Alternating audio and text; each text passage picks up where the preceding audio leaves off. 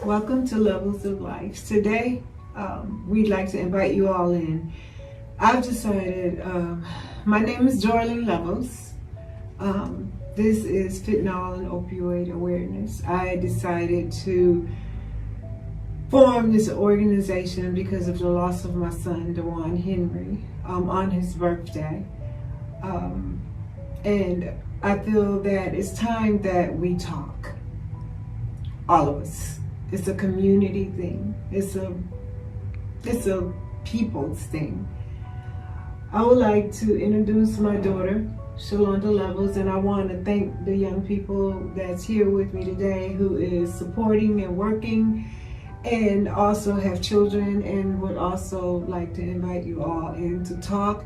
I would like to also acknowledge Taisha Edwards. Is called the Edward Housing. We want to say she's doing a phenomenal job helping the community. And I would also like to thank Night Shelter for allowing us to come in and to spend some time with their people. So, Shalonda. Hi, I am Shalonda Levels. Together with my mother, we made Levels of Life. And out of inspiration, we started this podcast called Awareness. And today I have with me Jim Johnson and Shalonda Nelson. we all welcome you to this conversation. For educational purposes, we will be sharing stories, testimonies, and we would love if you all would comment and join us in on this important conversation on this steadfast epidemic that has taken many lives. We're open to opinions that you all may have concerning the topics that we will be discussing. It's drug related, and there are no right or wrong answers. Your opinion is your opinion.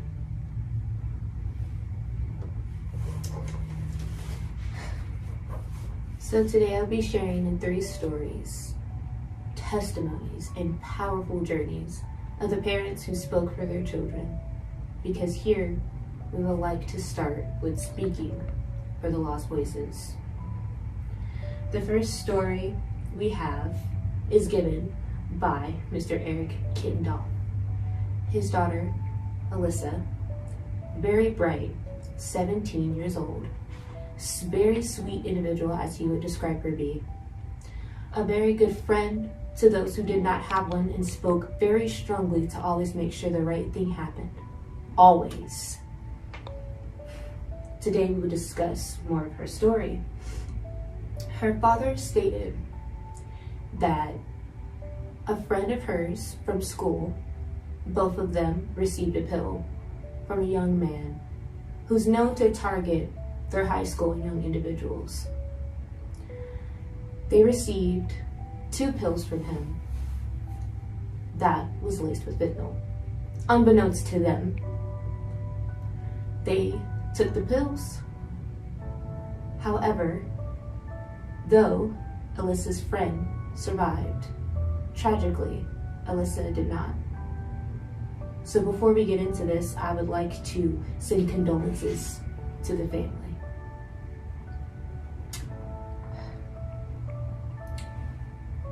He also stated that this was the first time that he ever heard the words drugs correlate with her name. And that speaks strong from a parent's perspective. The young individual who sold the pills is responsible for other youth as well, but was tried and taken in for her death. He is serving a sentence of 15 years and 8 months. Would you like to share any opinions or facts? First I'd like to send my condolences to the family. It's a sad experience as a parent to have to go through that loss. No one should have to go through that, but especially a parent, someone who raised you from birth, seeing you go about every aspect of life, and for a child to be taken like that, very heartbreaking. Only takes 4 milligrams of fentanyl to kill the average person. So it's sad to think about how the person or the friend survived and the young individual passed. It only takes one time. Only takes one time. Some people come back from it, some people don't, unfortunately, in this case. We just have to I'm sorry. Well, it's a very hard, a very hard thing to have to address, and I can really appreciate the things that you are saying. So, to lose a child is very, very hard. Nevertheless, to lose a loved one, a friend. Absolutely. That is why here at Level of Life, we decided that we're going to talk about this. We're not going to be quiet. We're going to address the issue. We've lost too many young people. The other day I was having a conversation with this young lady, and I really would like for her to express what she expressed to me, because as a parent, sometimes we need to hear it because we feel like these things are our fault. We could have did something, but as a parent, we do the best that we can. So if you would share what you shared with me, I would really appreciate that. First, I would like to say condolences to the family. In my opinion, I'm a mother. I'm a mother of 5. And I used to blame myself for certain things that I experienced with my children. We're not always to blame. Things happen, and sometimes we don't even know what's going on, what our children are doing, who our children are surrounding themselves with. So I'm not here to fault anybody. Things happen. But in my opinion, as a parent, I really feel like we should start interacting with our children more. Checking into what are they doing with their spare time. When they're not at school, when they're not around us, we don't know what's going on. You have some people, children, that are influencing others to do things that they're doing, and sometimes that hurts our children in the process. So as a parent, I really think it's time for us to start giving our children more time than what we give them. I have a 16-year-old and an 18-year-old. My son is ADHD. I want to speak on that topic because what I'm seeing in the community right now is a lot of children have that problem. They have that disorder, the ADHD order. And doctors are prescribing medication for them. We have some that are misusing the medication. And once you start misusing that medication, it could basically turns you to something stronger or something different from what the doctor is prescribing. We have children that take Adderall, and instead of them taking the dose that the doctor is prescribing, they're taking more than it, which that could lead to problems, death, that can lead to problems as far as like affecting your body organs. It can mess with your liver, your kidney. So when a doctor prescribes you medication to take, I really feel like it's best for you to take what they ask you to take, not more, because taking more can really affect your body and it can lead to death, overtaking. Thank you for that. And I can truly say that as a parent, we should all understand that we're not at fault for what our children are doing when they're not around us. But we do need to spend more time asking questions.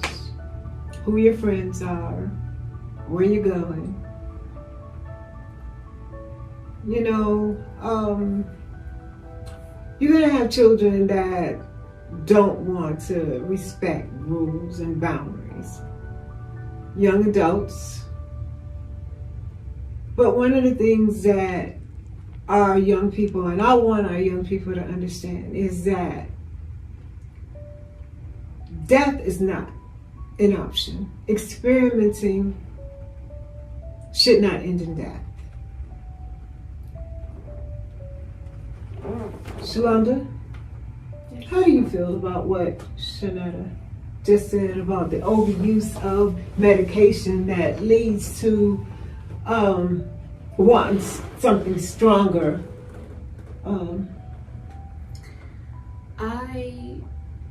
Now, this is my opinion. I think that it's how it starts. You don't do what you don't know. A lot of things we are taught, and some things we're not. It's what we see. And with being prescribed medication, it can give the mind a more of a feeling, more of a stimulation that oftentimes many people pursue, but in the wrong way. And that's how it goes from helping to hurting. And when you have something in your system for so long, such as the medication, for example, the Adderall, after a while of taking Adderall, your body gets used to it. So the amount of Adderall you were taking, your body is now used to it. So it needs something stronger to work. And so oftentimes doctors, they would describe a higher dosage. But with some people, it might be taken and put into the wrong hands. So as said before, it is very, very important that parents do talk to their children more. Because if you don't, somebody else is. Definitely. And if they aren't sure that they should get a higher dosage of their medication, and the walls of communication between you two are harder, they'll turn to someone else, and that'll lead down a path that can be very big. Right. And also to address the issue, okay, it don't necessarily have to be medication that you're taking. A lot of times we have problems with anxiety, depression. A lot of times we're looking for something to make us feel better. Sometimes we have extensive pain. And then sometimes we're just looking to get high. So if you could address just looking to get high, it may cause you your life, because now we're dealing with a whole different epidemic of opioids, not just fentanyl. It's a whole different level. If you can just address your feelings about young people that, like to smoke weed. We've all been young. But now it's not just weed. Our children are smoking. Grandchildren. If you like to elaborate on that, and we always welcome anybody that wants to talk to our community. But if you can elaborate on that, son. Nowadays, when it comes to fentanyl, when it comes to any drug, you're always looking for the next high. Once you get to that cap, once the feeling goes away, you want, okay, what's the next drug that I can do? Now, weed turns into, go some weed turns into LSD to cocaine to PCP, and next. You don't know who you're getting the drugs from. So, easily, it's a simple, you have it, I got it, here you go. We're not testing it for you. So you have to make sure that whatever you're doing, whatever drug you're doing, you always test. But also with that being said, if you are dealing with mental issues, if you're dealing with, a disability, if you're having anxiety, depression, always seek help. Because first-hand experience, drugs is not the way to go. But if you find that is the case, always get your stuff tested. Always get everything tested, because you never know nowadays. So my question is to you. You're not basically saying that it's safe and it's not safe to take. Well, you're not saying not to do drugs. You're saying if you're going to do drugs, whatever type of drugs that you're doing, make sure that you're taking precautions and being safe about where you're getting it from. Make sure you're always with somebody when you're doing it. Make sure you have a trusted person that you're with when you're doing it, because an overdose can happen just like that. You can be dead within seconds. And if somebody's there, don't have the materials or don't know how to handle the situation, you could be dead. It's always best to have testing strips, have Narcan, have a trusted person beside you. Always have some type of material to where if anything was to happen, you have to help you with it. What is Narcan? Narcan is a spray. They use it for fentanyl overdoses. Basically, it's like a nasal spray. Straight into the nose. Basically, it's supposed to shock the body back up. The only thing about it is you have to hurry up and insert the nasal spray, because once the heart gets down to a certain beat, it's too late. And we would never condone anyone to do any kind of drug. But death is not the end. We can tell you not to do drugs. And we hope that you are inherent of what we're telling you. But we want to make sure that you're safe. We want to make sure that if we can't get to you at this point, we will keep working and trying to make you aware and trying to help you understand this is not the way to go. We do not condone drugs, but at least we want to make sure that there's not a death. So that's where the young man is saying Narcan, testing strips. We would hope that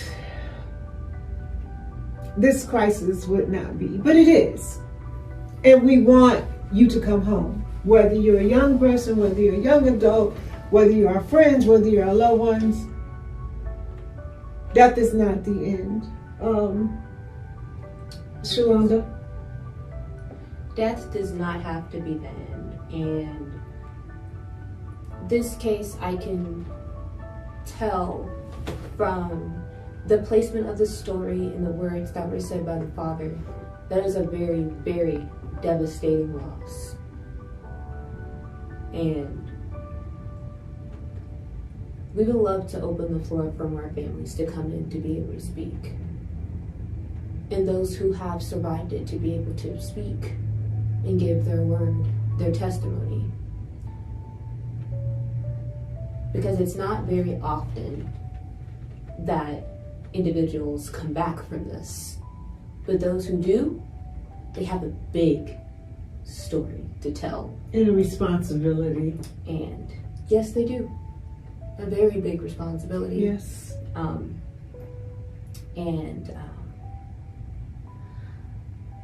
What I think about this story before I move forward is it's very important that we get all individuals who are selling to understand the dangers that it is causing, and for the individuals who are taking to understand the dangers that this is causing. Like they have all spoken, you don't really know what's in that you're taking. It's very fitting to this next story. A mother, Miss Dwan Williams, she shares a testimony of her son. Her and her son, born 5 days apart, as he is very, very smart and versatile in sports, went to school to be a mechanical engineer. That sounds profound to me, because it's not often that you hear a youth say that they want to be a mechanical engineer. Right.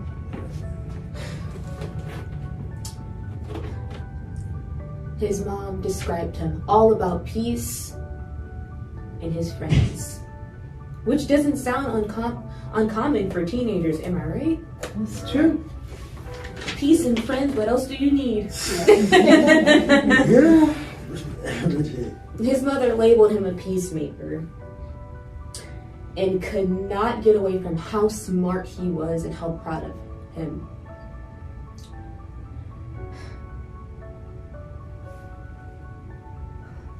Sharing this story is very detrimental because it's important to know educational wise and conversation wise what's going on out here.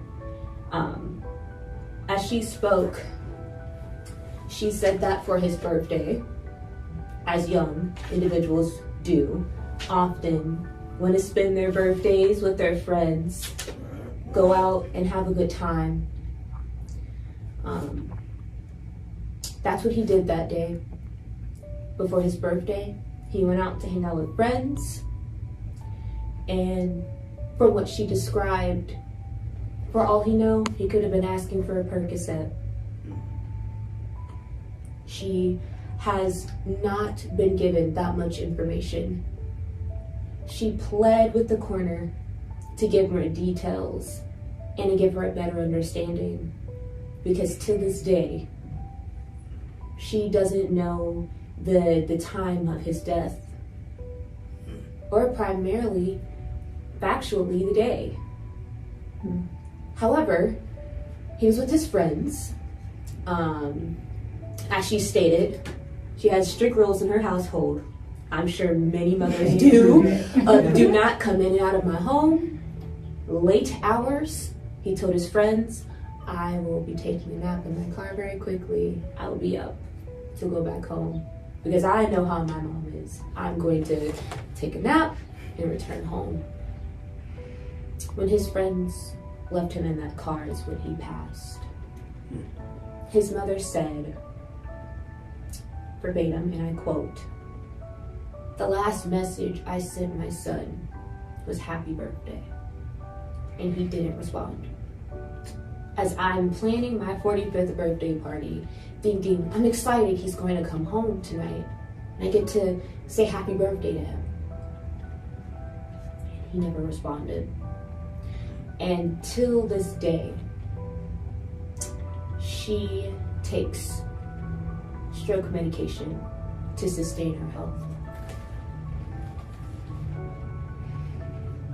This story spoke volumes to me as how a death doesn't just affect the person who life it took, but the people surrounding them.